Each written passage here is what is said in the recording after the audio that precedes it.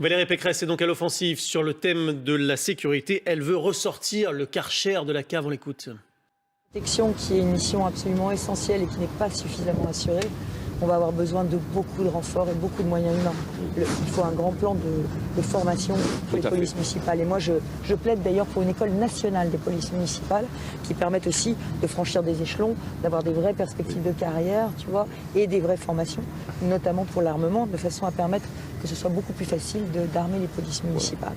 Voilà, elle avait dit dans La Provence qu'elle voulait sortir le Karcher de la cave et elle l'a répété juste à la sortie de cette visite dont on vient de voir un petit extrait. Oui, il y a une forme de surenchère de la petite phrase depuis hier. Alison Tassin, est-ce que c'est pour reprendre de la visibilité dans le débat médiatique qui a été très occupé par Emmanuel Macron hier? Bah oui, on entame une campagne 2022 dans la finesse, mais en tout cas c'est sûr. Dans les messages simples. Valérie Pécresse l'a dit elle-même lundi, c'est aujourd'hui que la vraie campagne commence. Et quand on regarde l'histoire de la droite récente, quel est le dernier qui a bien fonctionné? Eh bien, c'est Nicolas Sarkozy. On reprend donc notamment une partie de ses équipes, mais aussi une partie de ses formules. Il n'y a pas que le Karcher qu'on ressort de la cave, il y a aussi les bons vieux tuyaux.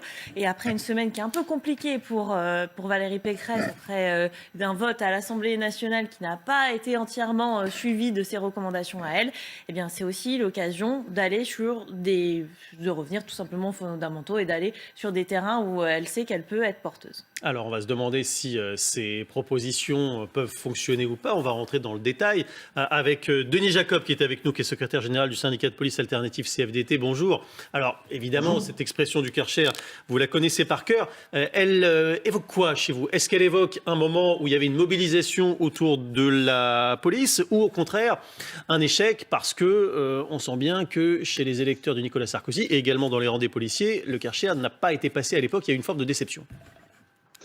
Oui, je dirais que l'enjeu de sécurité, c'est pas uniquement au moment de la période électorale de la présidentielle. Les enjeux de la sécurité, en tous les cas pour les policiers, pour les collègues sur le terrain, c'est tous les jours, toute l'année et voilà, sans interruption. Donc oui, on est dans une campagne électorale, une fois de plus, eh bien on prend un peu les policiers et la sécurité comme argument. J'aimerais que cet argument serve tous les jours. Parce qu'on est confronté à l'ultraviolence.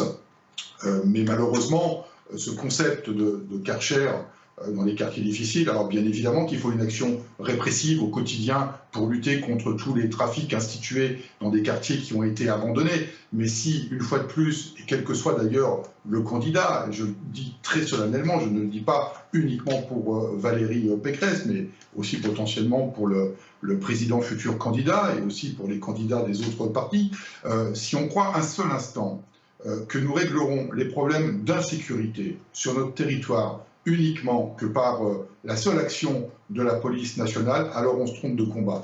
Bien évidemment qu'il faut que la police fasse son travail, bien évidemment qu'il faut qu'on éradique tous les noyaux durs de délinquance et de criminalité. Mais s'il n'y a pas une volonté politique de mettre en œuvre un véritable plan interministériel de reconquête des quartiers, nous ne réglerons jamais rien. Et quand je parle de plan interministériel, c'est une véritable politique de la ville. Où est le rapport Borloo, qui a été établi il y a quelques années, une véritable politique sociale? Il y avait des dispositifs par le passé qui existaient, des animateurs, des éducateurs, des encadrants dans les quartiers difficiles pour prendre les jeunes en déshérence. Tout ça a été supprimé. Où sont les services publics aujourd'hui dans les quartiers difficiles? Le seul représentant de l'État que la grande majorité de la population qui vit dans ces quartiers, qui, je le rappelle, ce sont des gens honnêtes, qui se lèvent tôt pour aller travailler et qui aspirent à vivre en toute tranquillité, ces gens-là, ils ne voient quoi que comme action de l'État aujourd'hui dans les quartiers? Une action de la police, c'est le seul représentant de l'État aujourd'hui présent. Donc si on ne prend le problème de l'insécurité par le seul prisme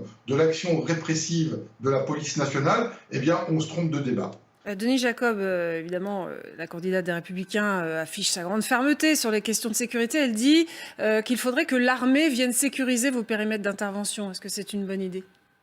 Non, je ne pense pas que ce soit une bonne idée. On avait d'ailleurs Madame Galli à Marseille qui avait déjà fait cette proposition du Parti socialiste il y a quelques années. On n'est pas en état de guerre. Par contre, il y a une insécurité, il y a une lutte à mener contre la délinquance et il faut donner les moyens aux fonctionnaires de police. Et cela, on ne peut pas nier que le quinquennat d'Emmanuel Macron a fait beaucoup d'efforts ces dernières années comme l'avait fait d'ailleurs le quinquennat de Jacques Chirac en 2002-2007 avec comme ministre de l'Intérieur effectivement Nicolas Sarkozy.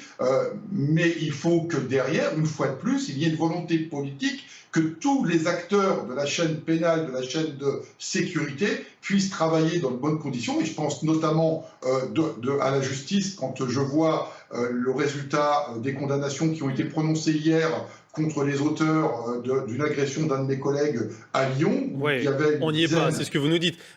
Puisque vous parlez de la chaîne pénale, on va se pencher sur les chiffres. Parce qu'elle en donne, Valérie Pécresse, des chiffres ce matin. Elle dit que 5% des faits dénoncés donnent lieu à des condamnations. On a voulu le vérifier avec vous, Nivine Potros. Qu'en est-il ? Eh bien, c'est plutôt vrai. Effectivement, la très grande majorité des affaires en France aboutissent à un classement sans suite. En 2018, c'est un peu plus de 4,6 millions d'affaires qui ont été reçues par les différents parquets. Et sur ces 4,6 millions d'affaires, eh bien 2,8 millions d'entre elles ont été considérées comme non poursuivables. Ça fait 61% des affaires qui, de fait, ont été classées sans suite. Et même quand les affaires sont considérées comme poursuivables, eh bien 12,3% d'entre elles aboutissent à un classement sans suite.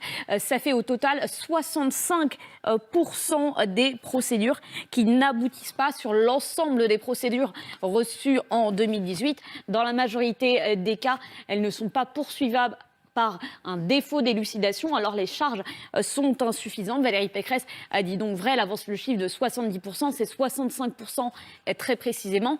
En ce qui concerne les condamnations, là aussi ce n'est pas exactement 5% des faits qui aboutissent à une condamnation, c'est environ 12% des affaires, puisque sur ces plus de 4 millions d'affaires, eh bien, un peu plus de 549 000 d'entre elles ont donné lieu à une condamnation, soit 11,7% des cas, soit des peines de prison, soit des amendes, soit du travail d'intérêt général. Merci Nivine Potros et merci à vous Denis Jacob d'avoir pris le temps de nous répondre en direct dans LCI Midi. Dans un instant.